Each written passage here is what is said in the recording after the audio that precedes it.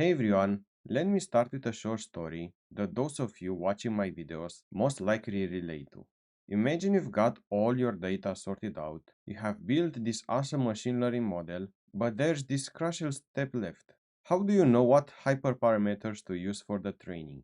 For those of you that are not familiar with this concept, the hyperparameters are either model or optimization parameters that are not learned during training but need to be set beforehand, such as the learning rate, the number of hidden layers in a neural network, or the depth of a decision tree. To give an example, let's imagine that we want to train a neural network. And to do that, we need to select among others the number of layers, the number of neurons in each layer, and the learning rate for the optimizer. Well, if you wanted to find the best values for those hyperparameters, you would have to exhaustively try all the possible combinations of hyperparameters, which could be a very long process. So what can we do to improve this? One approach is to implement grid search, which tries out all the possible combinations of hyperparameters, but not in the whole parameter space, but in a predefined grid. And, using the previous example, we will define a grid for the number of layers, a grid for the number of neurons in each layer, and a grid for the learning rate. Then, grid search systematically evaluates each combination of hyperparameters and selects the one that yields the best performance on a validation set. On the other hand, we have random search, which, as the name suggests, randomly samples combinations of hyperparameters from the hyperparameter space.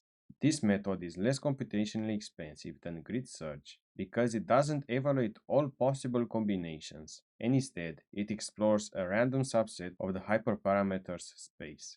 Nevertheless, while this randomness might seem less systematic, it often performs surprisingly well and can be more efficient than grid search, especially in high-dimensional spaces. However, both grid search and random search have their advantages and disadvantages.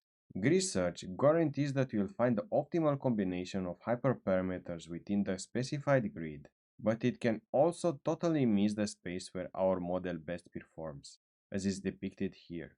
Also, it can be computationally expensive, especially if the hyperparameter space is large, while, on the other hand, random search is less computationally demanding and can often find good hyperparameters configuration within fewer evaluations, but there is no guarantee that it will find the optimal solution.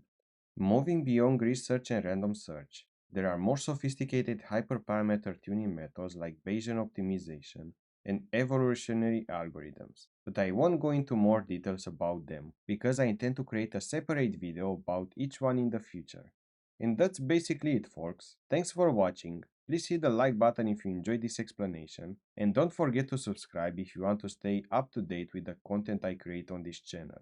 See you next time. Bye bye.